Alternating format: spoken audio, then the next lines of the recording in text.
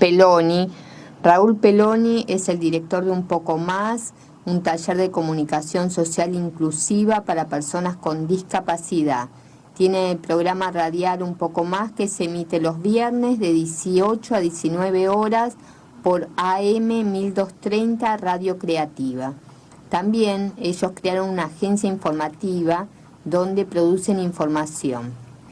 Hola Raúl, un placer que estés acá en Noticias Día por Día después de mucho tiempo que no te tenemos acá en el programa. Exacto, bueno, te agradezco a vos particularmente siempre la atención y la invitación que nos es extensiva, no solamente a mí en particular, sino a todos los integrantes del equipo de Un Poco Más, ¿no? Así que estoy contento, más allá de un día realmente de alguna dificultad en el tema del tránsito, pero bueno. Está todo cortado.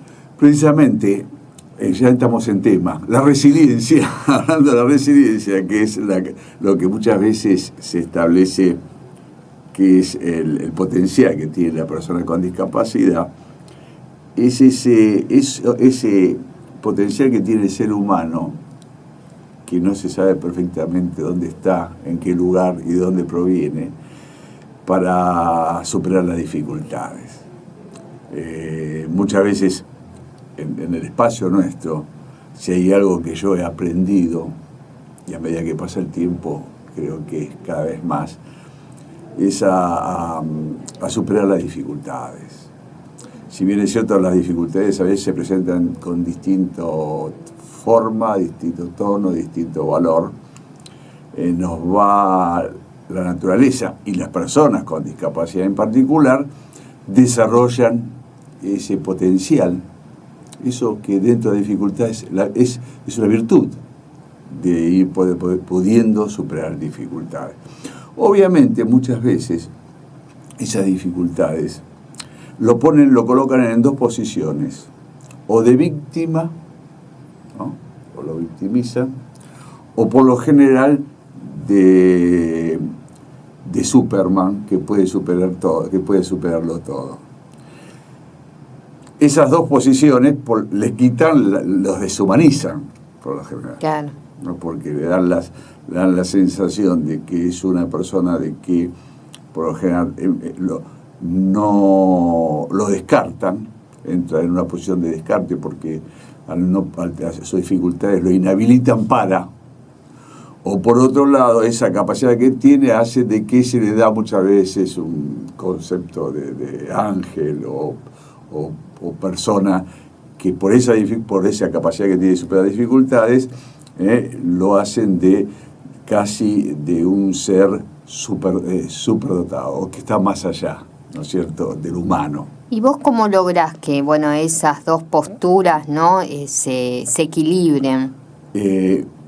Teniendo un punto de vista humanístico y real, y habiendo convivido con esas situaciones, donde de pronto te encontrás que la dificultad sí es un inconveniente, la tenés en cuenta, y lo que tenés que hacer, de alguna manera, cada uno tenemos que hacer que ante esa dificultad, buscar los mecanismos para que disminuirlas o darle o obviarlas para que tenga acceso a las posibilidades que tienen todos los seres humanos.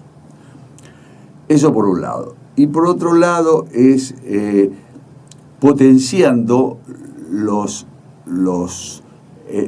capacidades compensatorias que se tienen. En lo sensorial, en los sentimientos, es decir, no quedándonos solamente con la dificultad. Y de pronto te encontrás y hallás que personas que son etiquetadas muchas veces por un diagnóstico que se dice, tiene inmadurez o tiene tal ¿cómo se llama? Se define una determinada patología, no te quedás con la patología, sino ves en esa persona potenciales que muchas veces la patología, el contrario, diría que lo condiciona. Para ser más concreto, el arte Y no puede ser que también a veces los médicos dan por hecho ciertas patologías y encuadran dentro de eso y ya lo limitan a la persona. Los seres humanos tenemos en particular etiquetar últimamente, es decir, en general, y en particular los profesionales. Si vos analizás, una vez contaba una anécdota, una persona que era sordomuda y decía, si yo, por la definición que me daban los profesionales, hubiera decidido no estudiar, por ejemplo, abogacía, nunca me hubiera decidido de abogacía. Pero fue a partir de una persona que me estimuló, me ayudó, me acompañó, estaba junto conmigo, me ayudaba, ¿no es cierto? A partir de esa persona, que posiblemente se la podría encuadrar más dentro de voluntariado social, aunque el voluntariado social tiene que hoy se capacita, como en el caso de las personas que son acompañantes terapéuticas, ese voluntariado social estaba más al lado y veía en esa persona algo que por lo general no dan ni los medicamentos, ni la medicación, ni muchas veces los mecanismos tecnológicos con que se dispone.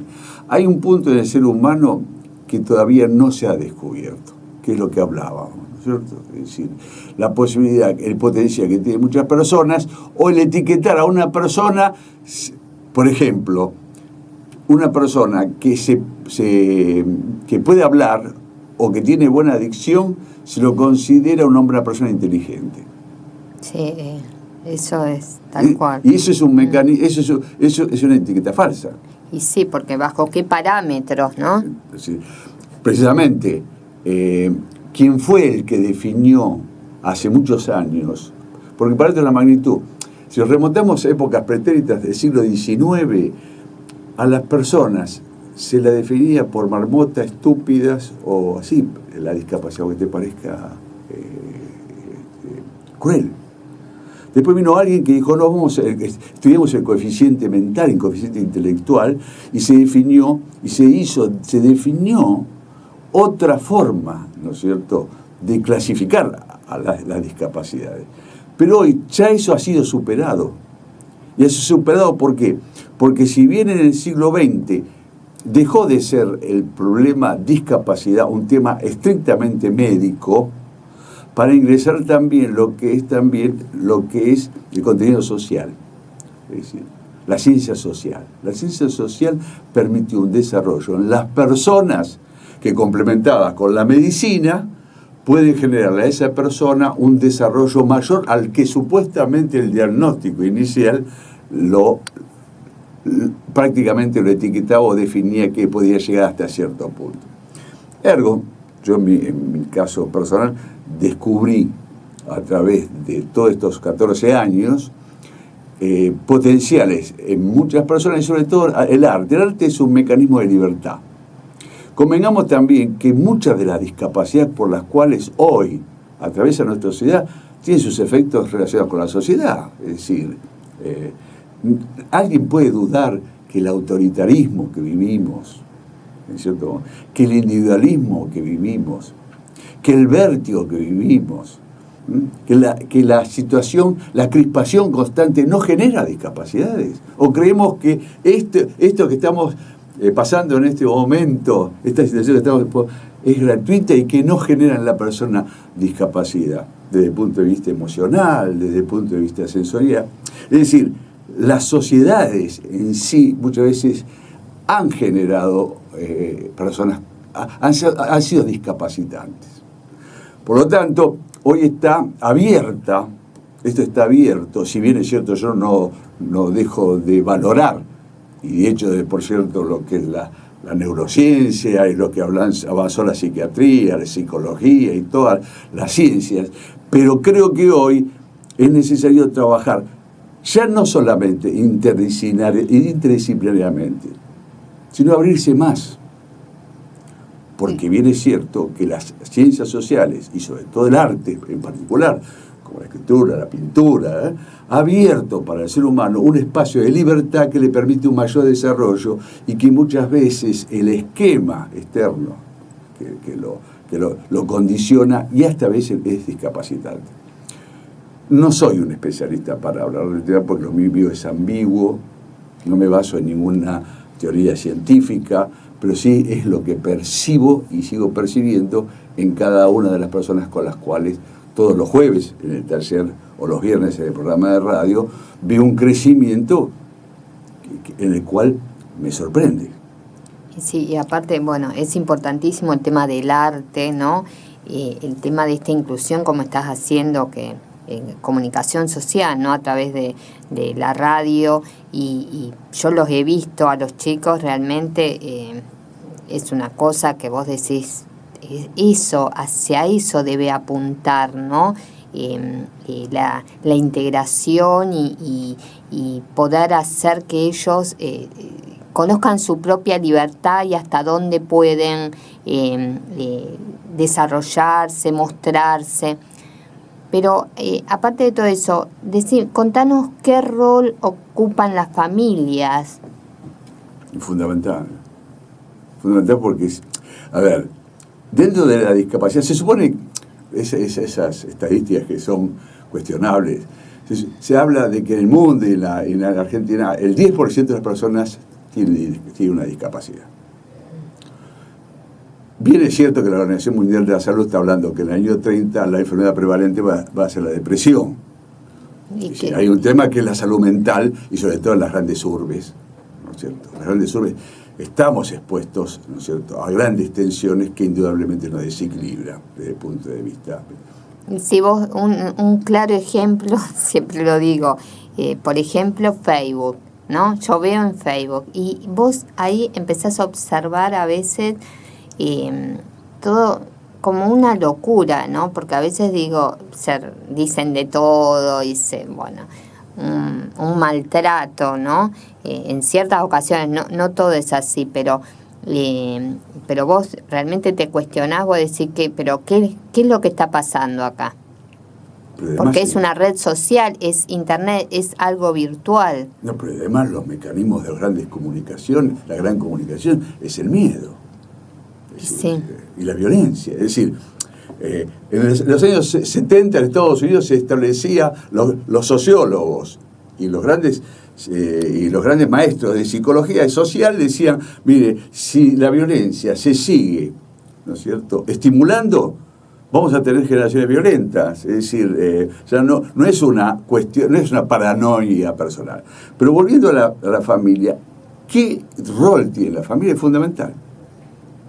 Pero la familia hoy, no visto solamente como el elemento de protección, sino de integración con la situación. ¿Por qué? Por eso muchas veces los que no entienden, aquellos que están en áreas sociales, y a la prueba me remito el último acontecimiento, este absurdo de que si se le quitaban las pensiones contributivas, ahora vamos a hablar de ese tema. Eso no tiene magnitud del daño que provoca. ¿Por qué? Porque uno de los instrumentos, además están las obras sociales, están las posibilidades de que esa persona tenga una apertura a otros espacios que también lo socializan, le permiten un mayor inclusión, le permiten un mayor crecimiento. Si la familia no está integrada, no se integra a esa situación, obviamente sus posibilidades de aprendizaje y crecimiento son menores. Eso es real. Para darte un ejemplo, nosotros los talleres tenemos los jueves a las 17. ¿Dónde lo hacen el taller? Empezamos haciendo en la Biblioteca Nacional, ahí por obra de la actual gestión, cerraron de la noche a la mañana el café, nos desplazamos hacia un café que estaba abajo, que era privado, Macedonio Fernández, el famoso Macedonio Fernández, el inspirador de Borges muchas veces, el cual reconocía que era su maestro, lo cerraron. Es decir, fueron cerrando los espacios que socializan y que a nosotros nos permiten. Pero eso no significa, hoy lo hacemos. Pero espera que te corto. ¿Y vos por qué crees que cierran esos espacios? ¿Hacia dónde se apunta? Porque en general yo creo que hay Yo creo que si vos analizás la historia argentina tuvo 170 años de medidas autoritarias, utilitarias, individualistas. Porque por eso a mí me da risa cuando hablan escucho a los periodistas decir, hablar de las gestiones populares. Yo digo, comparemos. Y bueno, cuando existe esa gestión, que es autoritaria, utilitaria, y por hecho es restrictiva, se toma la inversión social, no como una inversión que significa una mejora de calidad de vida de las personas. Se toma la inversión social como parte de un presupuesto. Entonces, lo que tenemos que hacer es que son cajas que cierran y no que el destino final es mejorar la calidad de vida de las personas.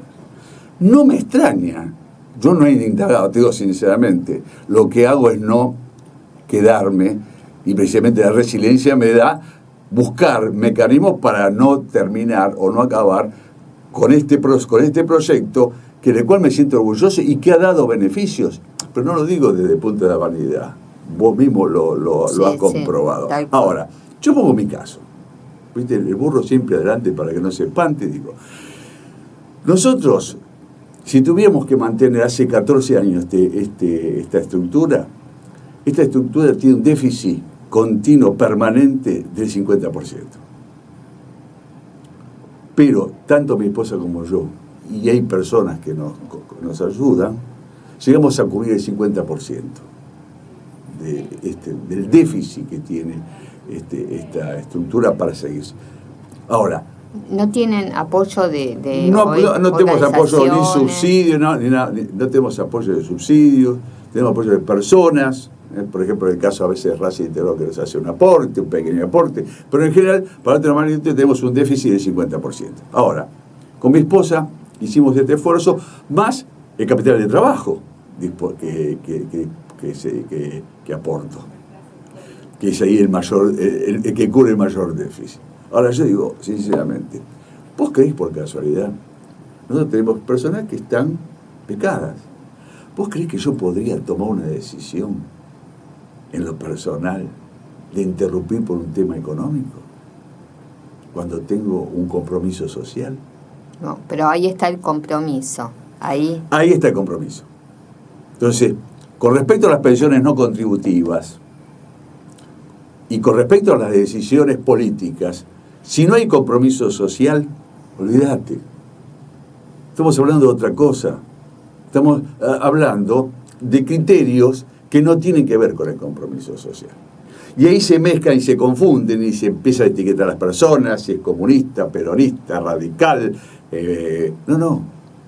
Si vos tenés un compromiso social, y en las áreas sociales, vos tenés que tiene que haber personas que además de conocer y ser un profesional en su especialidad, tengan un compromiso social.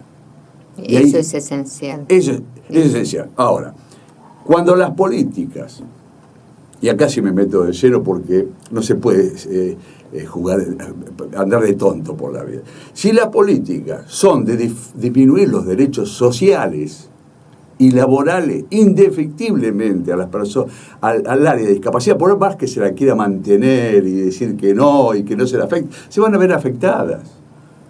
Porque si por otro lado nosotros hacemos un trabajo en el espacio de nuestro trabajo para que la persona tenga una posibilidad de salida laboral, ergo, en el caso nuestro, el acuerdo que hicimos con la Unión de Trabajadores de Prensa para que se detenga un carnet de periodista.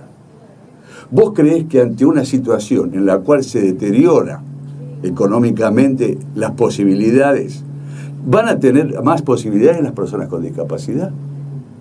No. Entonces digo, esto es un absurdo. Y es un absurdo que tenemos que hablarlo los que sí tenemos. Lo terrible es que es un retroceso, ¿no? Totalmente. Porque es todo lo logrado se va para atrás. Totalmente. Porque si hablamos de la inclusión, ¿qué es la inclusión? Que es una palabra muy linda, que se repite. La inclusión, ni más ni menos, es capacitar a las personas que tienen dificultades, que son más vulnerables, más débiles, para que puedan acceder a. Ese es el objetivo de la inclusión. Cuando esas personas no pueden, se les empieza a disminuir sus posibilidades, lo que estás haciendo es exclusión, no inclusión. Contanos, ustedes pasaron de la Biblioteca Nacional al bar, y ahora ¿dónde están haciendo el taller? En un bar de la otra cuadra, el Bar Blue, ahí en Arenales. Lo que hay bueno es que hay gente que tiene la visión de la situación. Entonces ahora es una especie de garage, que es bar a su vez, el Bar Blue, que está ahí en Arenales entre la Pida y Agüero, y nos reunimos ahí de 17:30 a 19 horas todos los jueves. Que hacemos preproducción, pero además se capacita, porque además este año cambiamos el sistema del método grupal. Cada uno de los alumnos está asumiendo mayores crecimientos.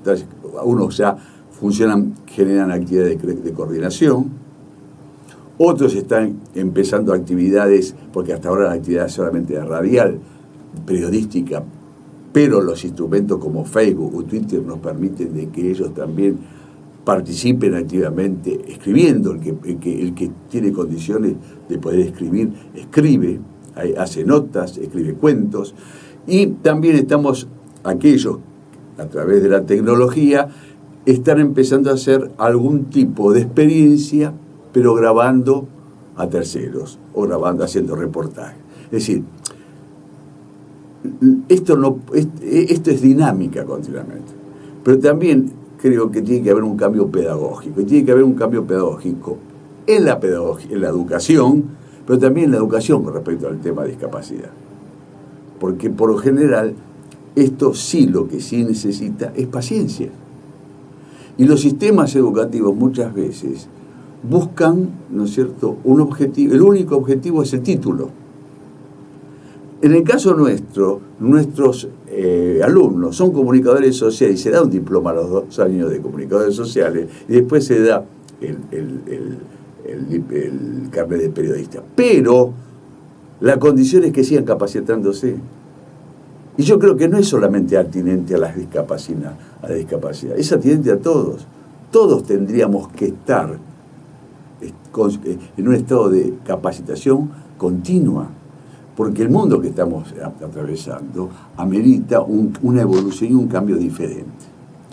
Estamos acá charlando con Raúl Peloni, la verdad que da para hablar un montón por todo lo que están haciendo en el taller Un Poco Más, el taller que se encuentra los jueves y los viernes el programa de radio.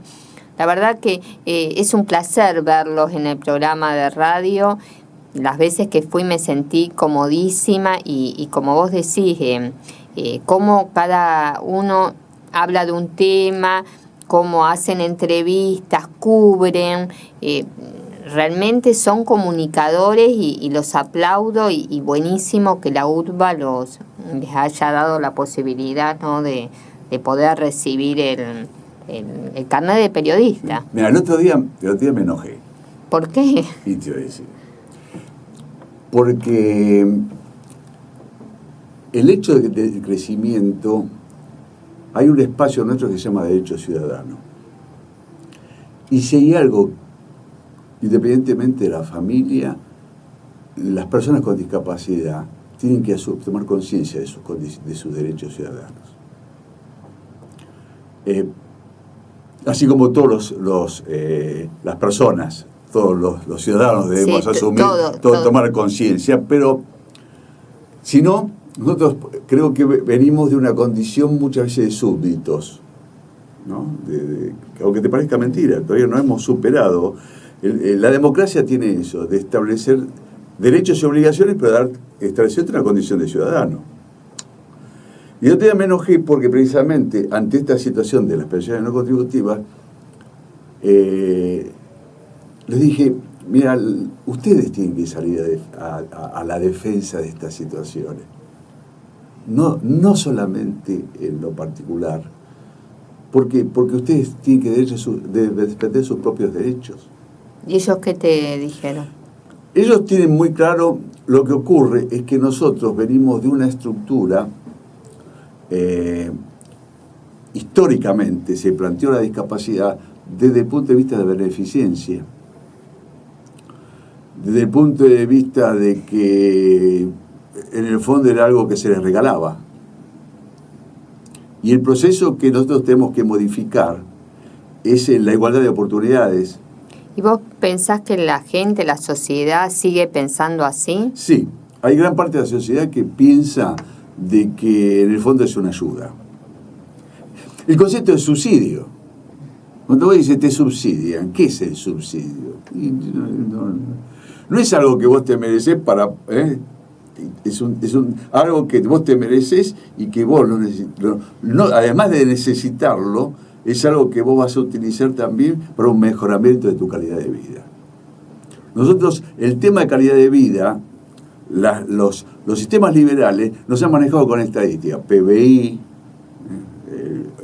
índice de país. No.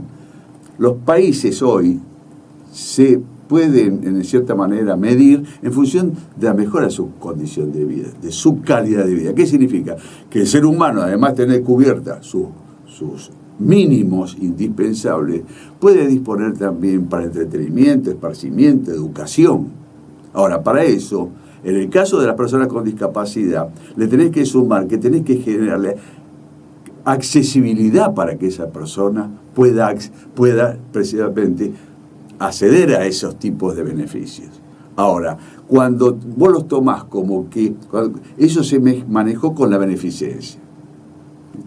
Es decir, en el fondo yo te lo daba, es un beneficio y no una mejora necesaria, porque una sociedad preserva, una sociedad sana, es cuando preserva precisamente a las personas con dificultad, no cuando las aísla o cuando las menosprecia o las excluye.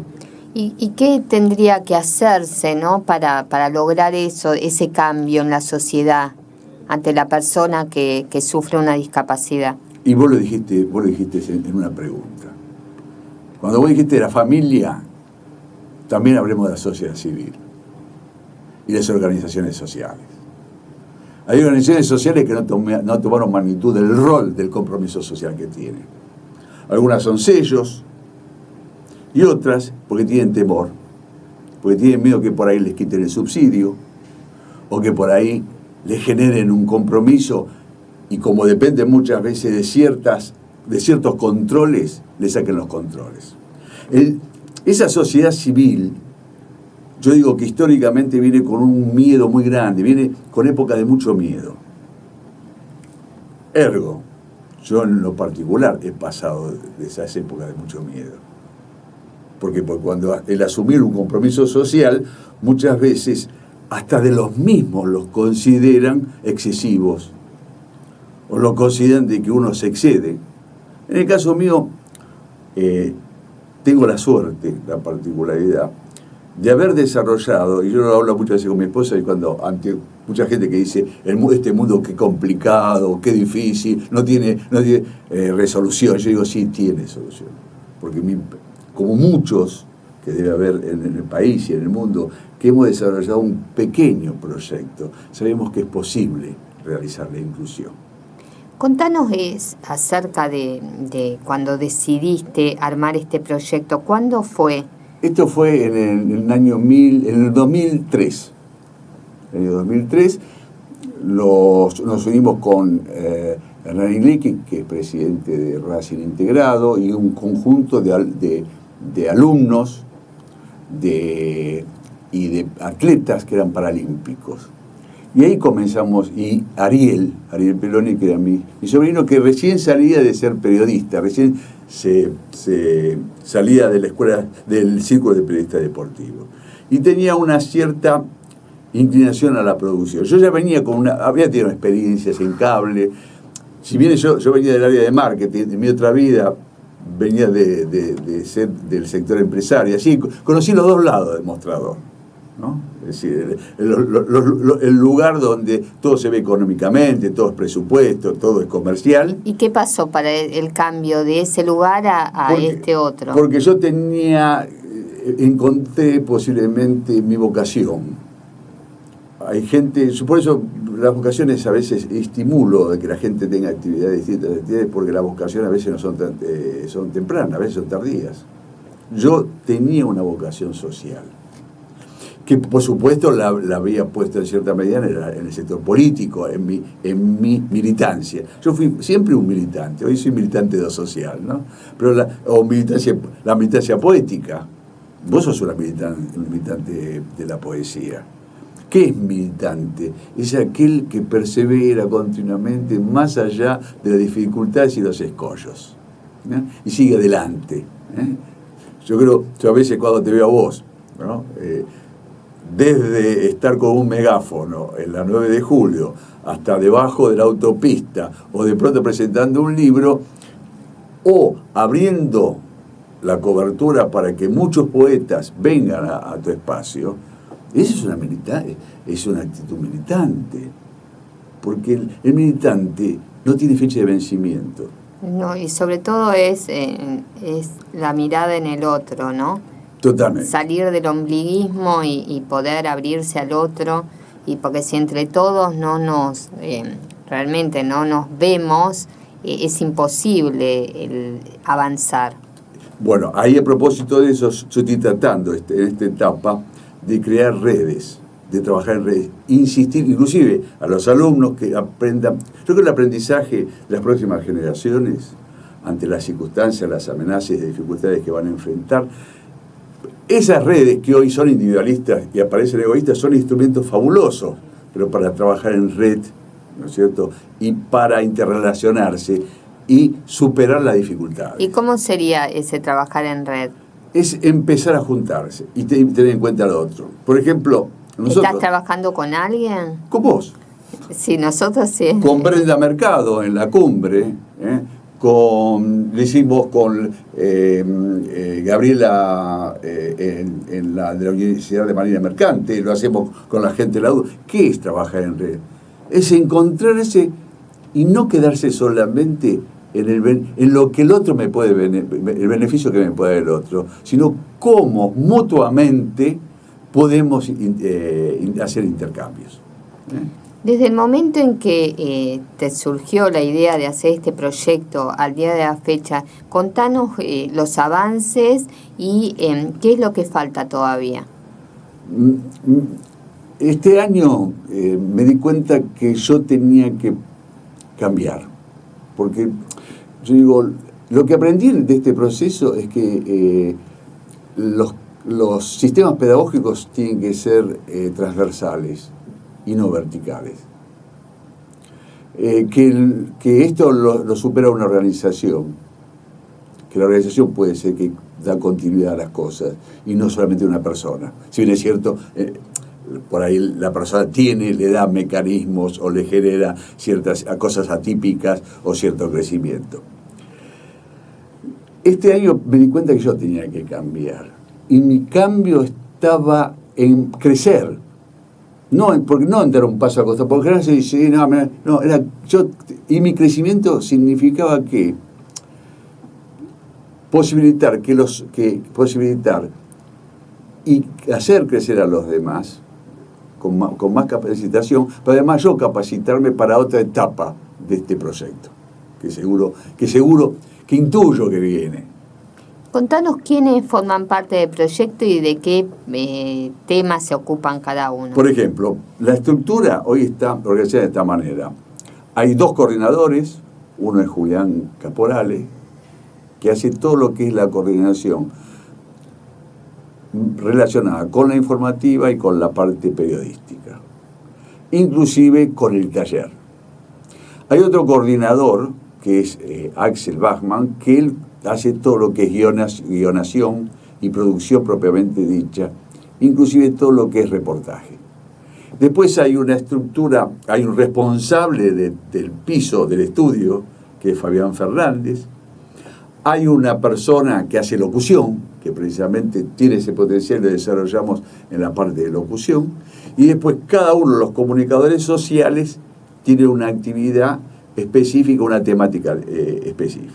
Por ejemplo, la defensa del medio ambiente, los pueblos originarios, y además nosotros desarrollamos contenidos atípicos a lo convencional, ¿no? Es decir, precisamente temas que muchas veces son no visibilizados. ¿Por qué los pueblos originarios? Los pueblos originarios no nos damos cuenta, y alguna vez habrá que buscar la historia de por qué se ocultó a los pueblos originarios.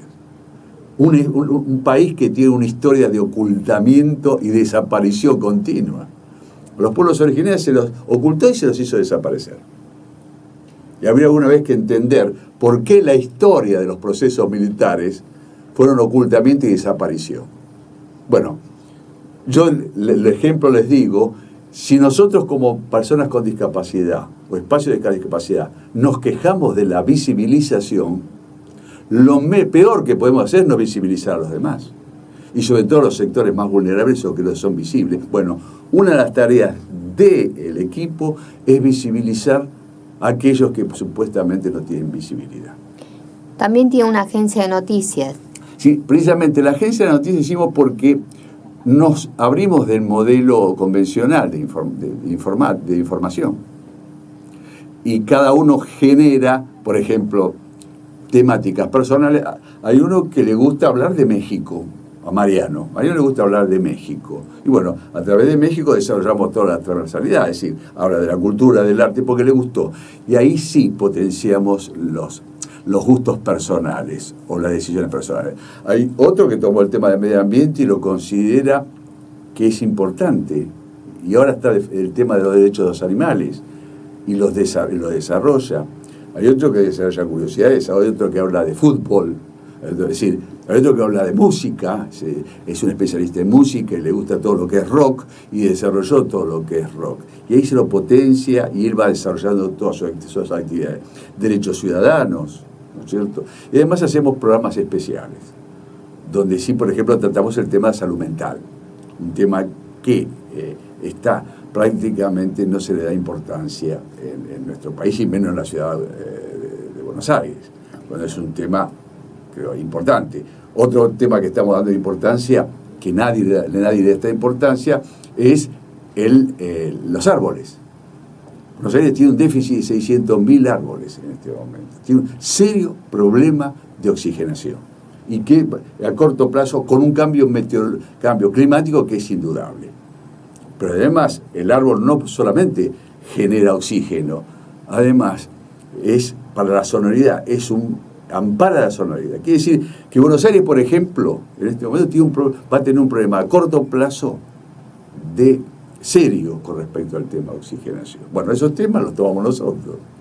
Claro, no, está buenísimo. Es decir, ¿Tiene alguna página donde la gente los pueda ir siguiendo? Sí, la página nuestra es decir, el blog nuestro es http://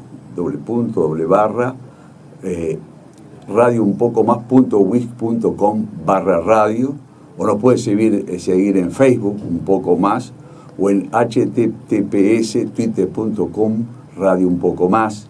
Es decir, esos instrumentos, esos lugares, esos espacios también son para que ellos desarrollen sus actividades periodísticas o de comunicadores. Es decir, lo que hicimos es actualizarnos, actualizar lo que hoy es la tecnología, para que también ellos tengan no solamente la actividad radial, sino tengan actividades de otro tipo, como por ejemplo hagan periodismo escrito o periodismo reportaje, ¿no? Ese es el objetivo. Para los oyentes que están escuchando esto, ¿cómo se pueden comunicar con vos y si les interesa los talleres y la radio?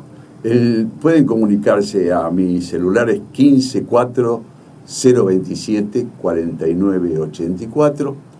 Pueden ingresar también en Facebook un poco más, donde van a ver, para identificarlo, aparece la imagen de Estela de Carlotto con nosotros en una foto que precisamente le hicimos en una visita que ella hizo a la Biblioteca Nacional. Lo digo porque hay varios un poco más y aparece.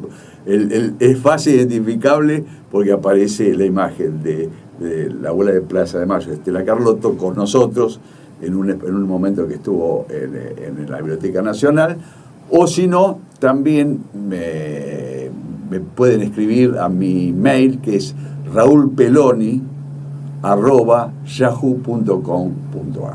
Ya, Raúl, culminando la entrevista, decime con una palabra qué sueño tenés por cumplir.